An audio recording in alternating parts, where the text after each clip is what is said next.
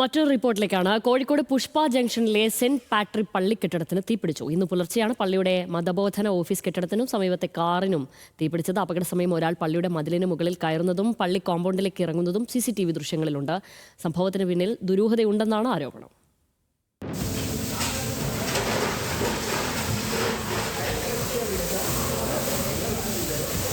പുലർച്ചെ 4:30-യോടെയാണ് പാട്രിക് പള്ളിയുടെ മതബോധന ഓഫീസ് കെട്ടിടത്തിന് തീ പിടിച്ചത്. സമീപത്തെ വീട്ടുകാരാണ് തീ ആളിക്കത്തുന്നത് ആദ്യം കണ്ടത്. തുടർന്ന് പള്ളി വികാരിയെ വിവരമറിയിച്ചു.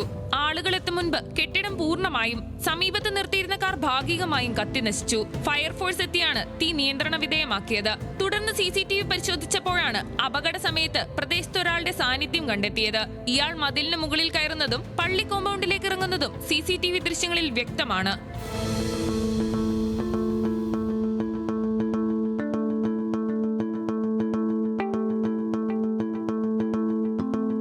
സംഭവത്തിന് പിന്നിൽ ദുരൂഹതയുണ്ടെന്ന് ബിഷപ്പ് വർഗീസ് ചക്കാലക്കൽ ആരോപിച്ചു.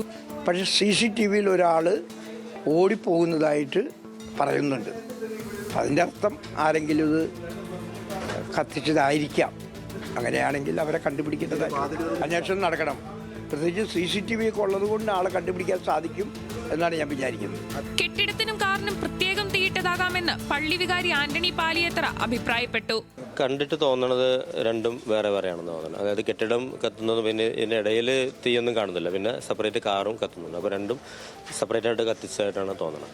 സമീപത്തെ പള്ളിയുടെ പ്രാർത്ഥനാ മുറിയിലേക്ക് തീ പടരാതിരുന്നത് വലിയ ആശ്വാസമായി. മുൻപ് വഴിത്തർക്കവുമായി ബന്ധപ്പെട്ട ചില പ്രശ്നങ്ങൾ ഉണ്ടായിരുന്നെങ്കിലും ഇത് പറഞ്ഞ് പരിഹരിച്ചിരുന്നു. പോലീസ് സ്ഥലത്തെത്തി പരിശോധന നടത്തി. സമീപത്തെ കൂടുതൽ CCTV ദൃശ്യങ്ങൾ ശേഖരിക്കാനാണ് പോലീസിന്റെ തീരുമാനം.